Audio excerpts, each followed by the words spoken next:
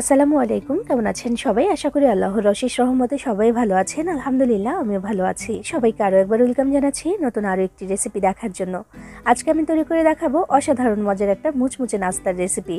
এই রেসিপিটি তৈরি করা কিন্তু একেবারেই সহজ, তবে খেতে হয় অসাধারণ। মাত্র একটি সেদ্ধ আলু আর আটা দিয়ে তৈরি করে দেখাবো আজকের এই মজাদার এবং সুপার ক্রিস্পি নাস্তাটি। অনেক বেশি মুচমুচে বলে ছোট থেকে বড় সবাই খেতে পছন্দ করবে মজাদার এই নাস্তাটা।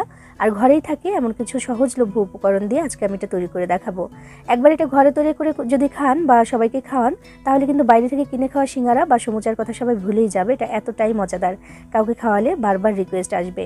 তো চলুন এটা কীভাবে বানিয়েছি দেখে নেওয়া যাক। আর আপনি আমার ভিডিওতে একটা লাইক করে চ্যানেলটি সাবস্ক্রাইব করে পাশেই থাকবেন আশা করছি। তাহলে শুরু করা যাক আজকের এই মজাদার নাস্তার রেসিপিটি। বিসমিল্লাহির রহমানির রহিম। প্রথমেই আমি একটা মিক্সিং বলে 2 কাপ পরিমাণে আটা নিয়ে নিলাম। আটার পরিবর্তে চাইলে এখানে ময়দাও নিতে পারবেন। আধা চা চামচ পরিমাণে দিয়েছি এখানে লবণ আর 1 চা চামচ চিনি। আর দিয়ে দিলাম এখানে মাত্র 1.5 টেবিল চামচ পরিমাণে সয়াবিন তেল। তেলটা দিয়ে ভালো করে মিশিয়ে নিতে হবে এই আটার সাথে। তেলের পরিমাণও কিন্তু এই নাস্তায় খুব বেশি প্রয়োজন হয় না, মানে মাখানোর জন্য, তবে ডুবো তেলে ভাজতে হয় শেষে। তো সব কিছু একসাথে আমি মিশিয়ে নিলাম। নিয়ে এবার অল্প অল্প করে নর্মাল পানি দিয়ে এখানে একটা ডো তৈরি করে নেব বা খামির তৈরি করে নেব। আমরা যেমন রুটি বানানোর জন্য খামির বানাই না, সেরকম একটা খামির হবে এখানে। খুব বেশি শক্ত না, আবার একেবারে নরমও না। পানির পরিমাণটা একটু বুঝে দিবেন, খুব বেশি করে একবারে দেওয়া যাবে না, একটু একটু করে দিয়ে তারপর আমি এখানে কিন্তু একটা ডো তৈরি করে নিয়েছি। এবার এটাকে 5-6 মিনিটের মতো রেখে দিতে হবে একটু রেস্টে। তার আগে এখানে একটু তেল মাখিয়ে নিয়েছি, এতে করে কিন্তু নাস্তাটা খুব সুন্দর হয় আর মুচমুচেও হয় বেশি। তো একটু তেল মাখিয়ে আমি এটাকে রেখে দিচ্ছি, ঢাকনা দিয়ে ঢেকে রেখে দেবো। অনেক বেশি সময় লাগবে না, 4-5 মিনিট বা 5-6 মিনিটের মতো রাখলে কিন্তু হবে। এদিকে আমি একটা পুর বানিয়ে নেব। তো এখানে আগে থেকে একটা বড় সাইজের আলু সেদ্ধ করে আমি এটাকে একটু ম্যাশ করে রেখেছিলাম। এবার এর মধ্যে দিয়ে দিচ্ছি আমি 2 টেবিল চামচ পরিমাণে পেঁয়াজ কুচি, 1 চা চামচ পরিমাণে দিয়ে দিলাম কাঁচামরিচ কুচি আর কিছুটা পরিমাণে ধনিয়া পাতা কুচি। এরপর স্বাদ মতো লবণ দিয়ে দিলাম এখানে, আধা চা চামচ দিয়ে দিলাম এখানে জিরা গুঁড়া, আধা চা চামচ ধনিয়া গুঁড়া আর আধা চা চামচ দিয়ে দিলাম এখানে আমি লাল মরিচের গুঁড়া। এবার সব কিছু হাত দিয়ে খুব ভালো করে মিশিয়ে নিতে হবে বা মাখিয়ে নিতে হবে। মাখানোর সময় অবশ্যই লবণটা একটু চেখে দেখবেন, কারণ লবণটা ঠিক না থাকলে কিন্তু মোটেও ভালো লাগবে না এমন ঝাল ঝাল নাস্তায়। আর বাড়িতে যদি বাচ্চা থাকে সেক্ষেত্রে কিন্তু ঝালের পরিমাণটা একটু কমিয়ে দিতে পারেন। তো আমি মাখিয়ে নিলাম এটাকে 2 ভাগে ভাগ করে নেব পরে অবশ্য। তো এটা একটা পাশে থাকুক। আর এদিকে আমরা যে আটাটা মাখিয়ে রেখেছিলাম, মানে ডোটা তৈরি করে রেখেছিলাম, সেটা কিন্তু 5-6 মিনিটের মতো হয়ে গেছে। এটা আগের তুলনায় একটু সফট হয়ে গেছে। এবার এটাকে আমি ভালো করে একটু মথে নিচ্ছি। এই মথে নেওয়ার কারণে কিন্তু নাস্তাটা খুব বেশি ভালো হয়। এবার এই যে ডোটা, এটাকে 3 ভাগে ভাগ করে নিচ্ছি আমি, মানে 3টা লেচি হবে। 3টা লেচি দিয়ে আমি 3টা রুটি বেলবো, কারণ নাস্তাটা কিন্তু 2টা লেয়ারের হয়। 3টা রুটি না হলে 2টা লেয়ার কিন্তু হবে না। এই জন্য আমি 3 ভাগে ভাগ করে নিলাম, সমান ভাগে ভাগ করেছি। রুটিগুলো হবে নর্মাল সাইজের থেকে একটু বড়, আর যেমন রুটিটা আমরা বেলি আর কি, যেমন মোটা থাকে তেমনই হবে। তো 3টা লেচি কিন্তু আমি এরকম প্যারার শেপ দিয়ে দিয়েছি। এবার এগুলোকে রুটি বেলে নিতে হবে। প্রথমে আমি 3টা রুটি বেলে নেব। তো একটা দেখাচ্ছি। তো একটু আটা ছিটিয়ে নিতে হবে যেন লেগে না থাকে কোনো দিকে। এই জন্য একটু আটা ছিটিয়ে দিয়ে আমি এখানে একটা রুটি বেলে নিচ্ছি। আগেই বলেছি নর্মাল সাইজের থেকে একটু বেশি বড় হবে, তার কারণ 2 কাপ আটা দিয়ে আমি যেই ডোটা বানিয়েছিলাম সেটা দিয়ে মাত্র 3টা রুটি এখানে হবে, তার মানে বেশ বড় সাইজের কিন্তু হবে। তো দেখুন যে এমন করে আমি করে নিয়েছি। রুটিটা যত বড় হবে নাস্তার সাইজটাও কিন্তু ততটাই বড় হবে। দেখুন যে এমন হয়েছে এটা পুরো। এবার আগে থেকে যে আলুর পুরটা আমি বানিয়ে রেখেছিলাম না, সেখান থেকে আমি অর্ধেকটা এখানে নিয়ে নিলাম। নিয়ে রুটিটার মধ্যে এভাবে করে মেলে মেলে দিতে হবে। যদি হাতের সাথে লেগে লেগে উঠে আসতে চায় সেক্ষেত্রে হাতটা একটু ভিজিয়ে নিতে পারেন, আমিও সেটাই করেছি। তো এইভাবে করে একটু মেলে দিয়েছি, চারপাশে কিন্তু একটু জায়গা খালি রেখেছি। সেটা কেন রেখেছি একটু পরেই দেখতে পাবেন। তো এখানে আমি পানি দিয়ে দিচ্ছি, এই যে খালি জায়গাটা, এখানে একটু পানি লাগিয়ে দিচ্ছি। পানিটা কিন্তু আঠার কাজ করবে। তো একটু পানি লাগিয়ে দিচ্ছি চারপাশে, দিয়ে পরবর্তীতে আরও একটা রুটি আমি এটার উপরে দিয়ে দিব। আগে কিন্তু 3টা রুটি আমি বেলে নিয়েছিলাম। তো একটা রুটি আমি এটার উপর থেকে এভাবে করে দিয়ে দিলাম। দিয়ে এবার সাইডটা এভাবে টেনে টেনে একটু মিলিয়ে দিচ্ছি।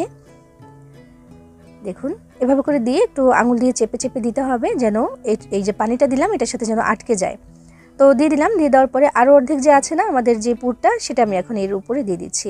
দিয়ে একইভাবে এভাবে করে আমি মেলে দিচ্ছি। এবারও কিন্তু হাতের সাথে উঠে লেগে আসতে চাইছে। তো সেটা আমি যেটা করছি, একটু হাতটাকে ভিজিয়ে তারপরে এইভাবে করে আটকে দিচ্ছি বা এভাবে করে একটু মেলে দিচ্ছি। এটা কিন্তু আর কোনোভাবেই উঠে আসবে না হাতের সাথে। তো দেখুন এইভাবে করে মেলে দেওয়ার পরে আগের মতো করে কিন্তু একটু জায়গা আমি খালি রেখেছিলাম, সেখানে পানি দিয়ে দিচ্ছি। কারণ আরও একটা রুটি কিন্তু আমাদের আছে, যেটা উপর থেকে দিতে হবে। হয়ে গেল না 2টা লেয়ার? দেখুন পানিটা দিয়ে উপর থেকে আমি আরেকটা রুটি দিয়ে দিলাম। দিয়ে আগের মতো করে এভাবে করে টেনে টেনে আমি আটকে দিচ্ছি, যেন কোনোভাবেই খুলে না আসে। এই যে সাইডে যে এবড়ো থেবড়ো হয়ে আছে না, এটা কিন্তু আর থাকবে না। আমি কেটে ফেলবো, না কাটলেও চলে, তবে দেখার সৌন্দর্যের জন্য কিন্তু একটু কেটে ফেলেই ভালো। তো প্রথমে এভাবে করে সুন্দর করে আটকে দিলাম আমি, এটা আর কোনোভাবে ইনশাল্লাহ খুলবে না। তো এবার এটাকে একটু কেটে নিতে হবে। তো ছুরি দিয়েও করতে পারেন, তবে আমি ব্যবহার করব এই কাটারটা, এটা দিয়ে খুব বেশি সুবিধা হয় এই ধরনের কাটগুলো করার জন্য। তো এইভাবে করে চারপাশ থেকে বা একদম রাউন্ড করে এভাবে করে আমি কেটে নিচ্ছি এটাকে। একদম সুন্দর একটা গোল শেপ কিন্তু চলে এসেছে। কি ভাবছেন এটা ফেলে দেব? না, এটা আমি কিন্তু আবার ভেজে নেব, কোনো কিছুই কিন্তু ফেলনা না। এই যে এক্সট্রা যেটা তুললাম এটা আবার আমি ভেজে নেব। তো এই যে দেখুন এভাবে করে আটকে দিয়েছি। এবার পিৎজা যেভাবে কাটা হয় আমি সেভাবে করেই কেটে নিচ্ছি। চাইলে ছুরি দিয়ে কিন্তু কাটতে পারেন, আরও একবার বলেছি ছুরি দিয়েও কেটে নিতে পারেন, তবে এইভাবে কাটলে একটু তাড়াতাড়ি হয় আর ফিনিশিংটা খুব সুন্দর হয় এই ধরনের কাটারগুলো দিয়ে। পিৎজার মতো 8 ভাগে ভাগ করে নিয়েছি, যে এমন হয়েছে দেখুন। এক একটা নাস্তা কিন্তু মাশাআল্লাহ অনেক বড় হয়েছে, আর এগুলো ফুলে কিন্তু আরও বড় হয়ে যায়, দেখতে পাচ্ছেন। যদি আরও ছোট করে কাটতে চান সেক্ষেত্রে কিন্তু আরও একটু চিকন করে কেটে নিতে পারেন। যে কাটগুলো করেছি এক একটাকে কিন্তু 2 ভাগও করে নিতে পারেন, তবে এইভাবে করলে কিন্তু দেখতে সুন্দর লাগে। তো একটা পাশে রেখে দিলাম, আর এখানে একটা মিক্সিং বলে নিয়ে নিলাম, আরও 1 কাপ পরিমাণে আটা দিয়ে দিলাম, স্বাদ মতো লবণ, আর দিয়ে দিচ্ছি একটু লাল মরিচের গুঁড়া দিয়ে একটু মিশিয়ে নিচ্ছি। নিয়ে একটা ব্যাটার তৈরি করে নিতে হবে। এখানে নর্মাল পানি দিয়ে আমি এখানে একটা ব্যাটার তৈরি করে নেব। আমার এখানে পানি লাগবে প্রায় 1.5 কাপের মতোই। দেখুন এই যে একটা ব্যাটার তৈরি করেছি, এটা অনেক বেশি মোটাও হবে না বা ঘনও হবে না, আবার একেবারে পাতলাও কিন্তু হবে না, এমন করে একটা ব্যাটার এখানে তৈরি করে নিতে হবে।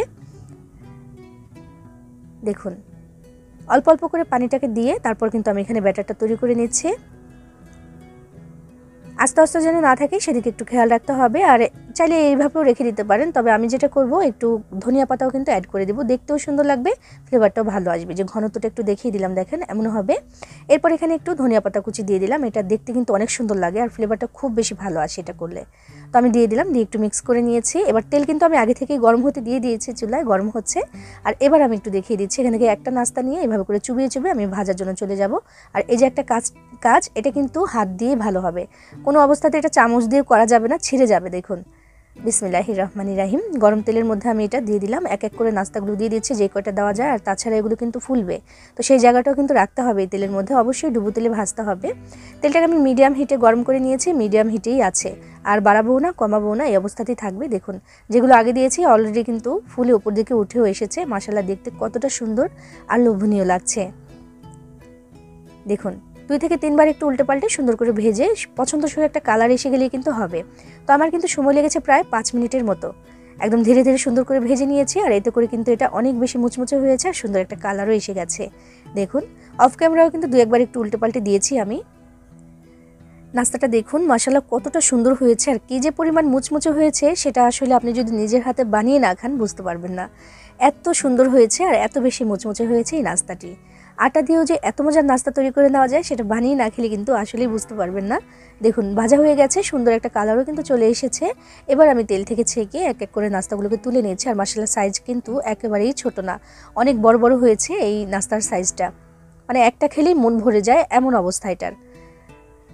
সবগুলো নাস্তা আমি একইভাবে ভেজে তারপর তুলে নিয়েছি। আর মাশাআল্লাহ দেখুন কতটা সুন্দর আর মুচমুচে হয়েছে, সেটা একটু বোঝানোর জন্য আমি একটু দেখিয়ে দিচ্ছি যে চাপ দিলে কেমন হচ্ছে। দেখুন মাশাআল্লাহ কতটা মুচমুচে হয়েছে, দেখতে পাচ্ছেন। এভাবে কিন্তু চাইলে আপনিও তৈরি করে নিতে পারেন, বাড়িতে ছোট থেকে বড় সবাই খেতে পছন্দ করবে, কারণ এটা অনেক বেশি মুচমুচে। আর একবার এটা খেলে কিন্তু বাইরে থেকে সিঙ্গারা সমুচা খাওয়া একেবারেই ভুলে যাবেন, এটা এতটাই মজাদার হয়েছে। আপনি চাইলে বানিয়ে নিতে পারেন, ভালো লাগবে আশা করছি। সবাই ভালো থাকবেন, সবার জন্য সবাই দোয়া করবেন। আল্লাহ হাফিজ।